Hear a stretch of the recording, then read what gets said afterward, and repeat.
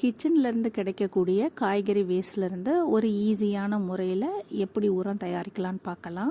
இப்போ அப்பார்ட்மெண்ட்டில் இருக்கிறாங்க, இல்லை குட்டி வீட்டில் இருக்காங்க அப்படின்னும் போது கம்போஸ்ட் பண்ண முடியாது அந்த இடத்துல.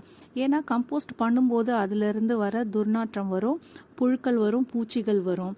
இதெல்லாமே குட்டி வீட்டில் இருக்கிறவங்களுக்கு பால்கனியில் வச்சு பண்ண முடியாது.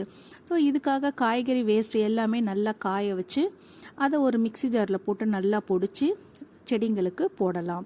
இது ஒரு சின்ன ட்ரை தான். எப்படி இருக்குன்னு நானே இனிமே தான் பார்க்கணும்.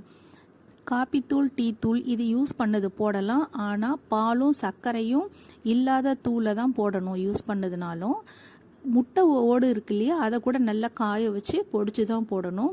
இது 2வது ட்ரிப்புக்காக இந்த மாதிரி காய வச்சுருக்கேன். பால் சர்க்கரை சேர்க்காத டீ தூள் அது. இப்போ கொத்தமல்லி, புதினா காம்பெல்லாம் நல்லா பொடியாக நறுக்கி போட்டுக்கிட்டோம்னா நம்ம அரைக்கிறதுக்கு ஈஸியாக இருக்கும். காயறதும் சீக்கிரம் காஞ்சிரும். இதை காய வைக்கும்போது ஒரு வேஸ்ட் துணி, மெல்லிஸ் துணி போட்டு தான் காய வைக்கிறேன். ஏன்னா இந்த பூண்டு தோல், வெங்காயத்தோல் எல்லாம் பறந்து போகக்கூடாது. வேறு ஏதாவது தூசியோ குப்பையோ இதில் விழக்கூடாது. அதனால் இந்த மாதிரி மூடி போட்டு வச்சுருக்கேன்.